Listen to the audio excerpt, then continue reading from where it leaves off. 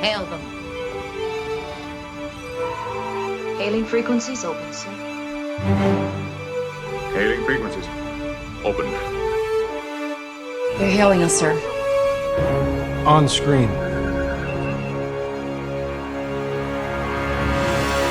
Hello and welcome to another Hailing Frequencies Open podcast where we're trekking through the past and future of Star Trek. As always, I'm your host, Mike Jones, and joining me this week, we only have one co-host. My dear friend Damian is here. Say hello. Only one.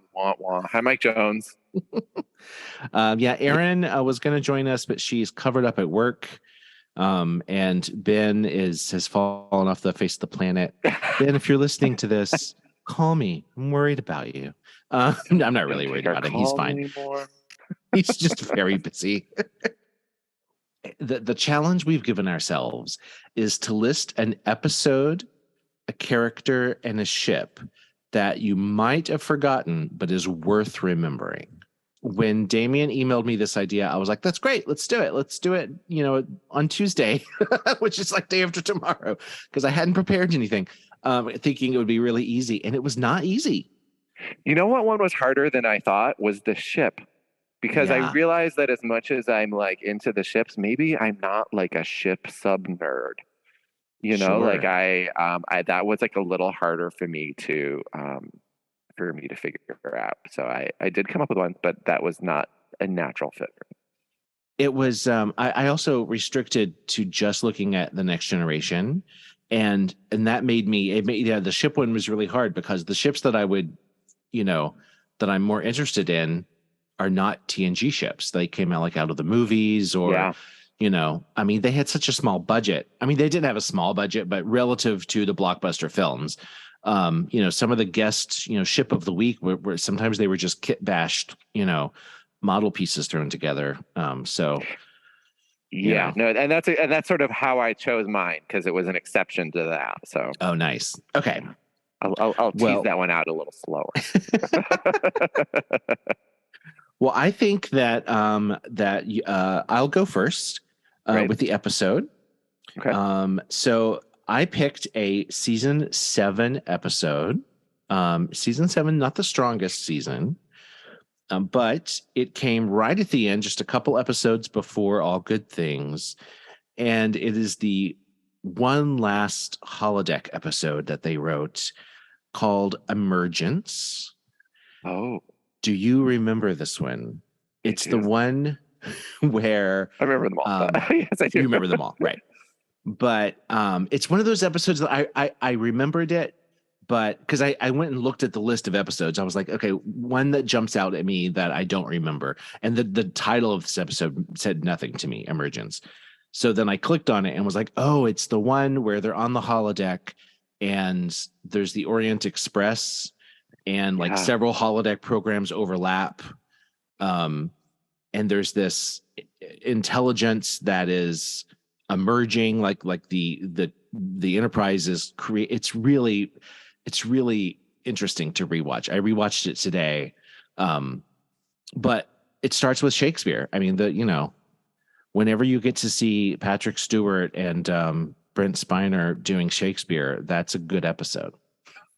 What Shakespeare do they? I confess that. I mean, I remember this episode, but I don't. But there are details that are fine. They start with The Tempest, and Data is doing this scene and Picard isn't really paying attention or isn't really looking at him. And he says, Captain, your attention is wavering. And he's like, I can barely see you. It's too dark. This is a play. We have to be able to see you. And I'm like, oh my God, this was like written for me. But then suddenly they see this light coming at them and it's the Orient Express. So that's the beginning of the holodeck malfunction. Not really malfunctioning, but the, it's so weird. I think that counts as a malfunction. I don't think that the holodeck was meant to develop a consciousness. Right, exactly. And then there's this. There's a lot of symbolism. The people on the train there's like a couple making a puzzle, and there's a couple playing a card game, and this symbol keeps coming up, and that symbol is like the new life form that's being introduced. That reminds me of Windows screensaver with the tubes that would that's kind of what it looks like. It's a very 90s looking special effect. Yes, but if I remember correctly, this is like the Enterprise itself is like emerging as like an intelligent consciousness based on like the memories and experiences of the crew themselves. Yes. So in the end, Picard lets the intelligence emerge and come to, be born basically.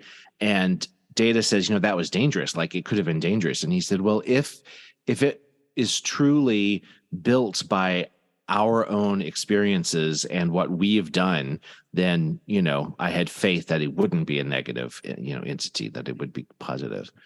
Well, Moriarty, who we discussed last week, was also developed right. kind of the same way. So, okay, Picard.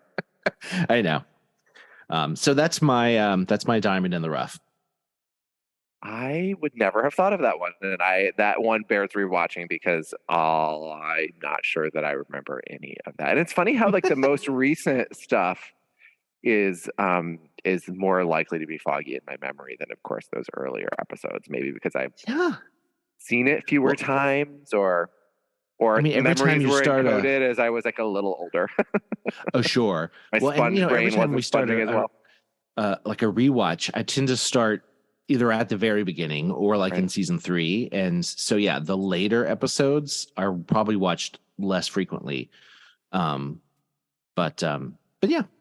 So what's your? It's funny with that part of season 7 though, where you felt like they were like it was always bringing in a long lost relative, and it was trying to tie up loose ends, and it was to me that one, if I remember correctly, was establishing the Enterprise itself as a character, like trying to like really bring that into the foreground as opposed to just the ship. Yeah. Well, and at the same time they were writing Generations, so they were setting us up to love the Enterprise just to kill it. just to mess with our emotions. Right. All right, so mine, I went Deep Space Nine, actually. Oh, okay. Which, and I don't know if this is one that was forgotten or not, but I'm going to go with a season 2 episode called Blood Oath. Oh, yeah. Right? Which was, at this point, it sort of took a while for us to get Klingons on DS9, right? Yeah. And this was the return of 3 famous, beloved original series captains, Kor, Koloth, and Kang,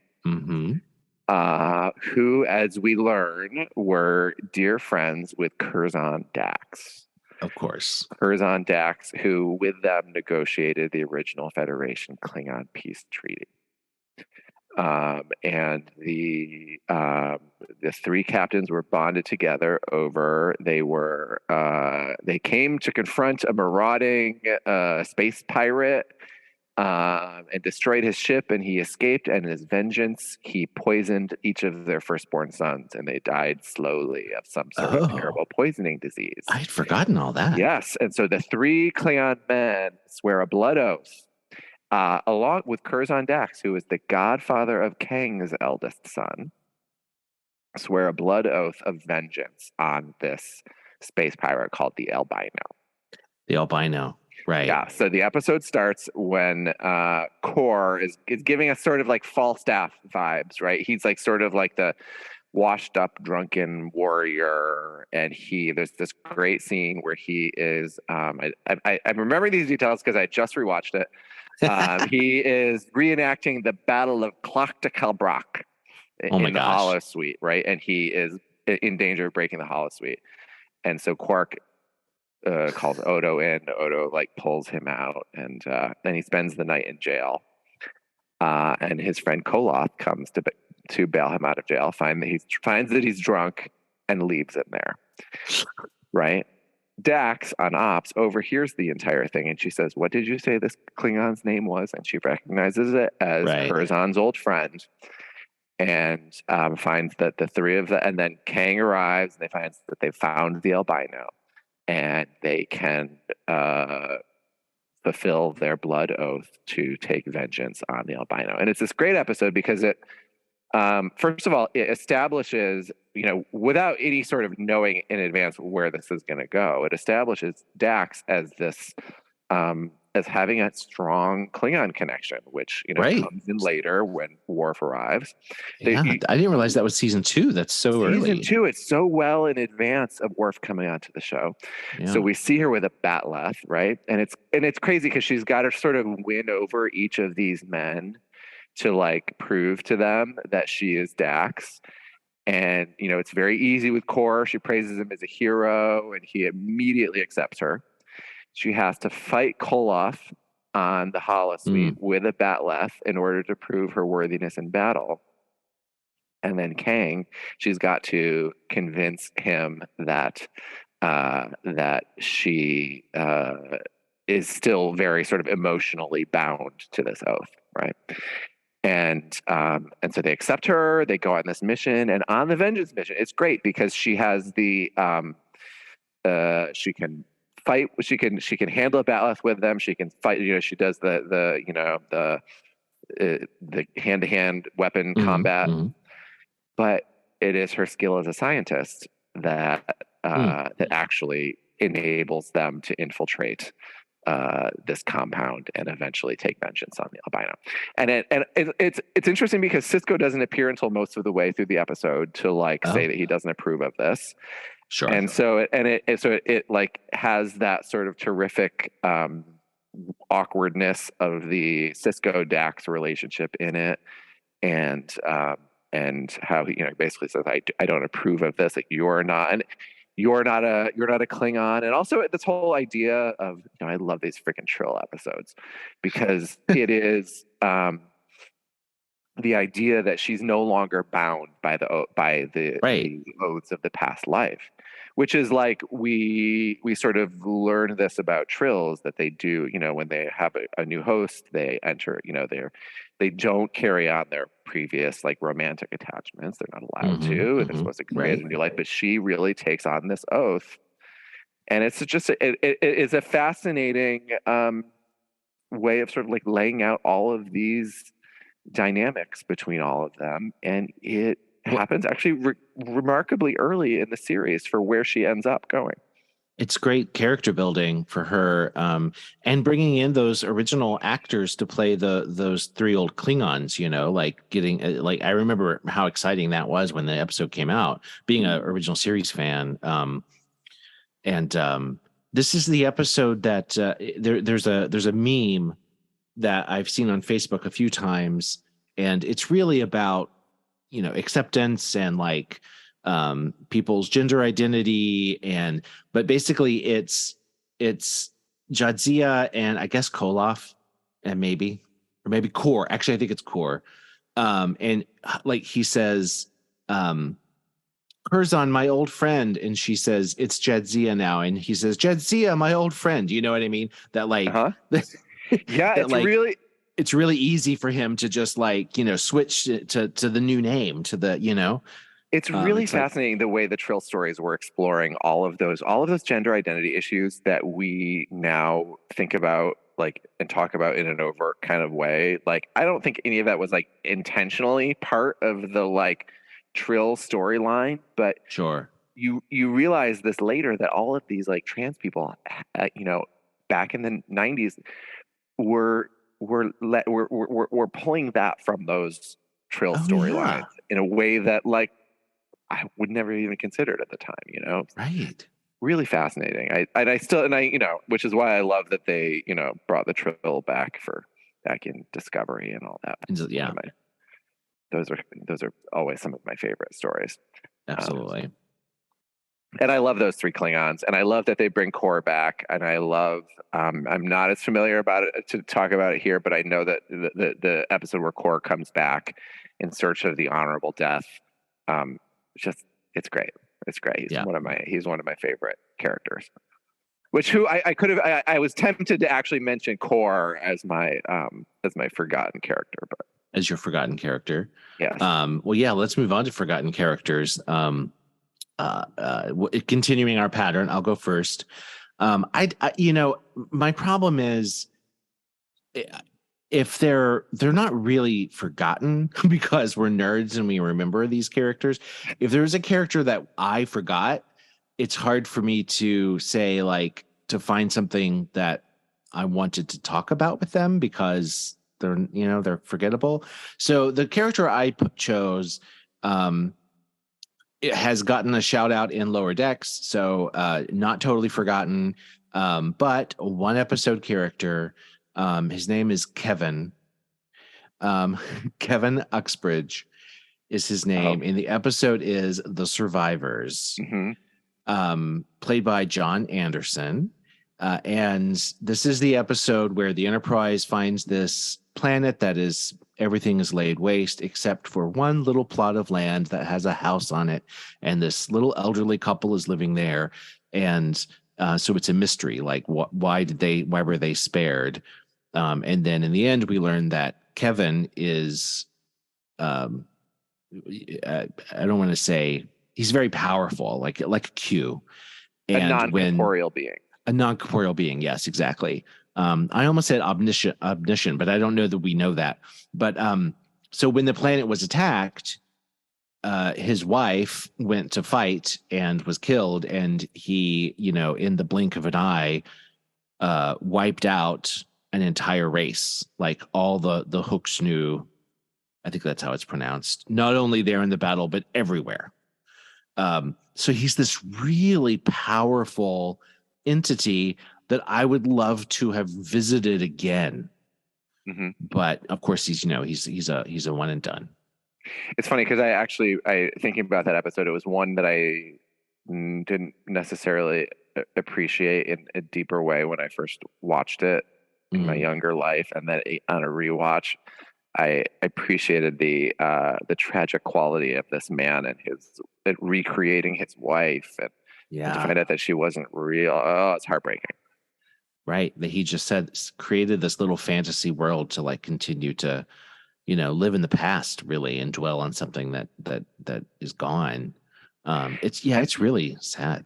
And there was that like really creepy sort of like music box thing that sends Troy into like a psychotic break, kind of, right? Because she hears it in her head, and he can sense that Troy would figure him out, so he fills her brain with this music box music. Oh, that's what it was. Yes. Which is awful. But that's just another episode of Troy being like, violated. Like, that happens in how many episodes? Is she like, mentally psychically raped or whatever? It's awful. And not to mention, I don't even want to say it, but Star Trek Nemesis. Yeah. Oh God, I know. Oh yeah. Well, let's not speak its name again. Sorry, my bad. Strike from the record. No, there's some good things about that movie, but not many. Yeah. What's your character? All right, so my character, you're gonna think that I'm a huge asshole. But I went for a character that is forgettable, that like my fucked up brain remembered for no good reason, and I'll be really surprised if you remember this character. Okay. Una Carapletes. Nope.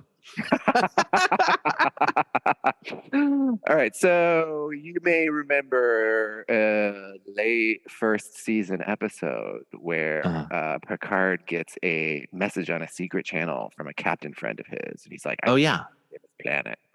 Right, the secret like captain's only channel, right? They meet in the cave.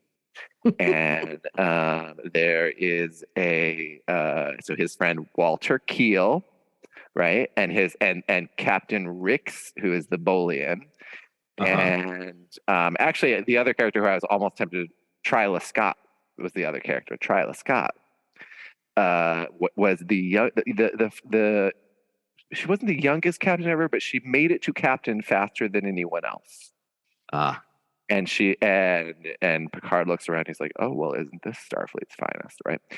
And so they're trying to convince him that there is some sort of conspiracy afoot, right? And he's like skeptical. He's giving his like skeptical face, right? And she says, "And what about the deaths?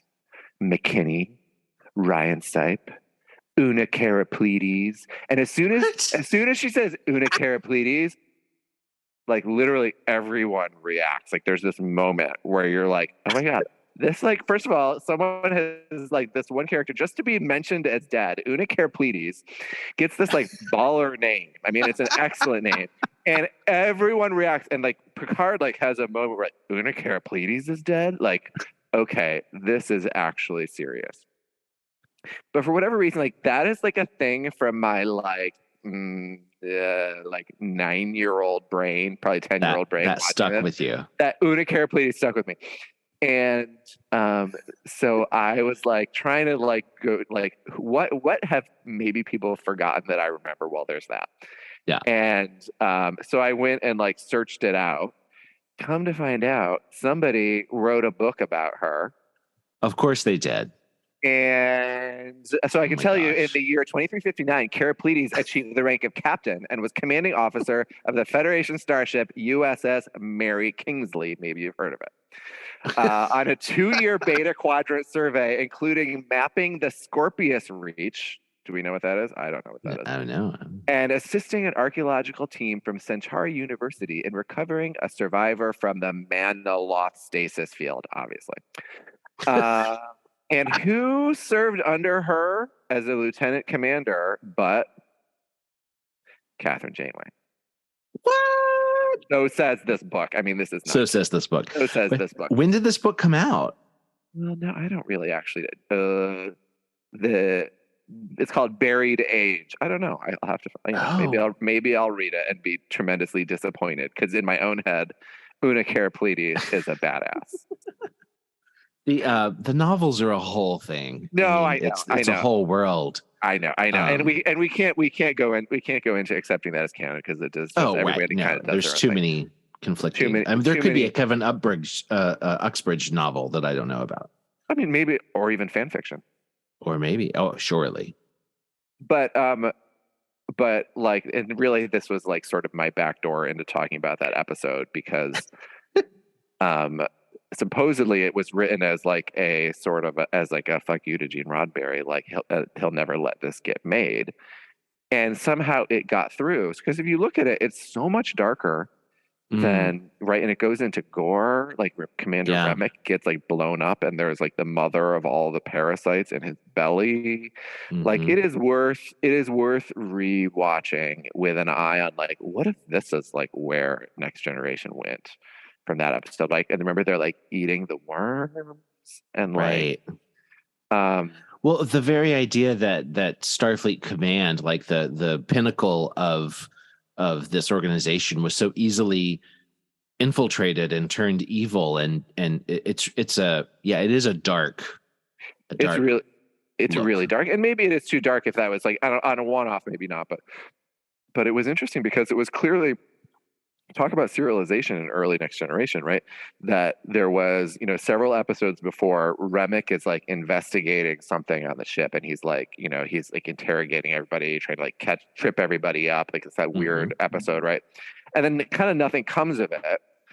And then this is like several episodes later. And then at the end, they see what was he doing? He was sending a beacon out into the galaxy somewhere so that this whole like, I'm like pointing with what are they like the worm parasites that take over your brain. That to sort of summon they'll come back. They'll come back, and they never did. They never. Yeah, I'm sure they did in a novel. But this is an early time where they were doing some serialized storytelling. Someone was trying to sneak it in. Yeah. Yeah. And also, fun fact: this is an early season 1 episode that does not feature Wesley Crusher. Oh, he had that week off. He must have been applying to college, or I don't know. Is that episode Conspiracy? Is that Conspiracy? Yeah, Conspiracy. Is it a 2-parter? Nope. Oh, nope. yeah. And it's never really referenced again. Like nothing in it was ever referenced again. Like it was kind of like. Let's pretend that didn't happen. But it was like really good in a lot of, especially the opening of the episode where they're like, he's like drawn to this secret planet from his friend, and then his like friend's ship blows up. Right, explodes. Yeah, and there's a terrible moment where like Beverly's like, "What? You saw Walter?" And then all of a sudden they're Right. like called to go investigate some debris, and they're like, "It's his ship," and it's like, "There's Yeah, Walter." we all but saw Walter's corpse floating through the space, you know. Yeah. Um, so wow. But so this character, to be clear, we never even see a picture of them. Una, No, and we assume it's a woman, Una, right? I guess. But it was like it was one of those moments where you look and you're like all four of those actors, those captains, like it was such a great scene, and they all clearly knew what that meant and what was Yeah. significant about. Like they're like, okay, they're like McKinney died, okay, Ryan Sipe died, oh, but Una Karaplides died. And like that was like the what, like all of a sudden there's like a reaction, and Picard's like, what? And they're like, right. Like there is some sort of backstory that was built between those actors, whether they like Yes. actually meant it or not. That it was like that somehow that name is like a reaction. It's such a unique name too. There's got to be a story behind that, like what the writers came up with that name. Potentially lost to time, but right. So let's talk about ships that might be forgotten. You might have already said yours, the one that blows up. There's a couple that blow up that I would, but not that one. I don't remember the name of it. So the one I picked out is this one. The ship, choosing a ship is the hardest thing because on TNG they so rarely had really cool like ships of the week, and the first appearance of the Romulan Warbird was amazing. The Ferengi horseshoe crab looking ships are really cool and alien looking. But those are ships that come back over and over again. I was trying to come up with a specific ship that we might have forgotten about. And what I came up with was the USS Pasteur. Oh, motherfucker. Was that yours? Damn it. Yes, that was mine also. And it's funny because I'm like following your logic as you're saying it. And I was like, oh shit, we came up with the same shit. All right. Anyway, go ahead. Okay. Well, why don't you talk about it? I'm thinking for sort of the same reason is that like, especially with like a Federation ship. Yep. Like how many Excelsior class ships did we see? I mean, and there's like the ship that first delivers, I think it's in Encounter at Farpoint, the very first episode, Riker gets delivered on the USS Hood or something like that, right? Yeah. And whatever that ship was always sort of like the rendezvous ship, maybe like dressed up and with a different name. But it was like the Pasteur, they actually designed a new ship type that we had never seen before. And instead of a saucer, it was a sphere. Mm-hmm. And they designed a new bridge for it. Yeah. And it was like the layout was very different. Instead of like the standard like ops and piloting seat up front, there was like one person who sat up front. It was the spherical saucer section, I guess spherical section, goes back to an early concept sketch for the Enterprise from the 60s. Like that was there were several versions that they were looking at, and then they ended up going with what they went with. But I think it's cool that lollipop design comes back years later. Is that what it was? A lollipop design? No, I don't know. That's just what I think of when I look at it. It's because I'm food focused. Well, it was just like they and of course the ship gets destroyed and it has a lightly spectacular explosion in its moment, but like it was. And also, I love, by the way, where they're like there's a warp core breach in progress, and they all just all right, and everybody stands up. yeah, it's very ship's gonna blow up. Yep, here we go. And it's a medical ship. It's one of the few times we see a ship that has a real specific purpose. It's not just an explorer or a scout. It's just doing medical work. Which makes me think of there are ships in the Navy that are like that. There's a I didn't know this until the pandemic, but you remember at one point they were running out of hospital beds in New York, and this giant hospital ship like docked there. Like that's a thing. Like ships that are just medical ships. That's well, and it's fascinating. interesting. It led me to wonder. I mean, I'm sure nobody had this. But was this a whole class of medical ships? Did other medical ships look like this? Was this Right. like, or was it just a medical ship because it was like put in, that Beverly was the commander or the captain of it, and that I don't know. It's a good question. Yeah. And we don't see the spherical thing come back either, or we haven't. Well, maybe in Discovery in the 32nd century or whatever we're in now, 29th century, whatever it is. But also this is in a future that never happens. That's true. So, maybe, maybe that was like maybe it just never happened really. Yeah. Maybe that was a fluke. Okay. So I have a backup. Okay. I was going to give you my backup since. I wonder if we have the same backup. All right. Try it. Okay. So my backup, this is a cheat. Oh, mine's gonna be a cheat too. Oh my god!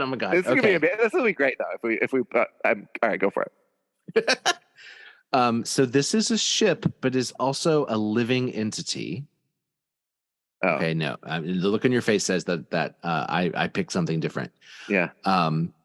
The ship's name is Gomtu, but it's more commonly called Tin Man.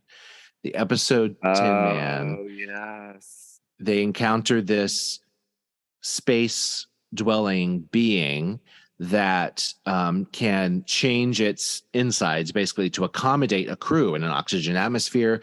And it has lived, eons and served different purposes. And now it has this psychic link with the guest star of the week. But which, by the way, all Betazoid men are crazy. Oh yeah, no, we never meet a non-crazy Betazoid man, do we? No. It's got to be a matriarchal society. Indeed. But I picked it because I think the potential of that is really fascinating. That it's not just like we've talked about ships that are alive or ships that have a consciousness, like the Discovery. In the future has Zara, is that Zora? Zora, yeah. But this isn't a machine; it's a biological being that can also be a ship. It's fascinating. I that is an obscure episode to me. I would not have thought of that. But it's good choice. That is exactly it fit that. So I had two choices for a backup that are the same genre. One is the USS Odyssey, which appears in an episode of Deep Space Nine called The Jem'Hadar. Okay, obviously it's the first episode where we meet Jem'Hadar, and also the USS Yamato. They have two things in common. First is that they are the USS Enterprise D with a different name on it. Right, they're Galaxy class vessels. There's a Galaxy class vessel that is it is literally the same model with a different label put on it. Yes. And both of them are destroyed in horrifying ways to unsettle the audience, right? So it's like it is how we learn. Because I think in the Jem'Hadar, the captain of the Odyssey is kind of a dick. He's sort of an arrogant character. But the Jem'Hadar destroy that ship in battle in a way that is like, because having all grown up on Next Generation, they're like, oh, they just destroyed an Enterprise lookalike, and it's that same moment with the Yamato in episode Contagion, where they watch the Yamato get destroyed, which is like literally their ship, like the twin of their ship. So it's supposed to be very unsettling that way. So it's a way to raise the stakes immediately. Sure. Yes. And with the Jem'Hadar to show how powerful they were, because, a Galaxy class starship is supposed to be this very powerful vessel. They do away with it pretty easily, if I recall. Um, well, I had backups for the other two that I might as well say. My backup episode, I won't talk about them as much, but my backup episode that you might have forgotten is season 5, episode 14, The Conundrum. Oh, I love that episode. Yeah, it's the one where they all get amnesia. Like the ship is scanned, and in a blink of an eye, everybody has forgotten their identity. And there's this new person who's on the bridge claiming to be part of the crew who's also forgotten his identity. And obviously, of course, we know he's the bad guy. Isn't his name the cool McDuff? thing, Very yes, it is again, McDuff. Yeah, very Shakespearean. The cool thing about this episode is that it gives our characters a chance to have a different relationship with one another. Strips from the hierarchy. Yeah, Worf. I mean, it thinks they decide that maybe Worf is in command because he has this baldric on, so he's more decorated than everyone else on the bridge. And the episode starts with Ensign Rowe, who's not a forgettable character. Coming back to that. And Riker like full on having an argument, and then once they forget their memories, they like hook up. So it's just interesting. I'm sure it was fun for the actors, but it was just really fun to see our characters in rediscovering themselves. It's a great episode. No, I yes, for sure. I like that episode. And that's actually an episode. I mean, this sounds like not a compliment, but it's an episode that I'll put on if I'm not afraid that I might fall asleep. Oh, sure. Yeah. Very familiar. Yes. It's comfortable. Yes. I'm going to go to the listener mailbag for my honorable mention. My friend Steve, who's one of our tens of fans. Hi, Steve, if you're listening. Hi, Steve. I know you are. Suggested for a character, Ensign Rowe, which that is actually a terrible suggestion, Steve, because nobody is forgetting Ensign Rowe. She's not pretty much everyone who watched Next Generation remembers Ensign Rowe, and so but your other idea bore repeating, and he says my all-time honorable mention character was gay icon Chad Allen, who you may remember from Dr. Quinn Medicine Woman. I wanted to bone him in that costume, and then I saw him years later on the Union Square subway platform waiting like 30 minutes for a train, just the two of us, and I was too chicken shit to make a move. Chad, if you're out there, that was me, and I love you. So Chad Allen, if you're listening, I'm sure he is. Tweet us and we'll connect you to Steve. He's he's a big fan. That's amazing. But yes, I definitely had that. I definitely recognize Chad Allen as Dr. Quinn Medicine Woman guy, and yeah. I'm pretty sure and he is in. years ago. Oh, really? Chad, he is in tights in that episode as well. And like the costume has these big broad shoulders. I mean, and he had that 90s hair, that like part down the middle, like swoopy hair that, dream boat. All the little gay Trekkies had their moment with that. Right. Well, and also, I feel like it's Suddenly Human is the episode, right? Yes. And we cleared this up before we started recording that he thought that he was not a Temerian, but a Talarian. He was, yes. The Temerians are the Shaka when the walls fell people. We can't forget that. He was raised Talarian. There you go. Was actually human. Actually human. So all along. And he does that terrible I maybe a little bit did forget that Chad Allen was on Star Trek, so that was actually a really good suggestion. Absolutely. He does that terrible keening noise when he's distressed. And that remember that. It's strange the things I remember about that episode. It's been years since I've watched it. But anyway, Good. Yeah. And they seemed like a little bit like Klingons, a little bit, right? They were like They a were kind of like honor-based warrior culture, kind of right. beat your young. Well, and Dr. Crusher discovers that he has all these like scars and he's had broken bones that have healed. So they go right to he's being abused. But actually, it's just a culture that's very physical and he hasn't been abused. He's just like grown up differently than humans. Oh, see, I love these. I love these moral dilemmas where Dr. Crusher always comes in as like the sanctity of human life absolutist. Right. Well, that's great. I don't I had one other honorable mention, but it was really just me being sassy, because this is not a character I think that anyone would forget.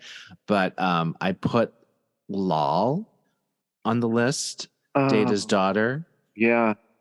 And I put her on the list because somehow she's completely forgotten in Star Trek Picard, because season 1 of Picard is all about Data's long lost daughter, and they never even mention Lal, his first daughter, who only lived a day or whatever it was. Maybe it was more than a day.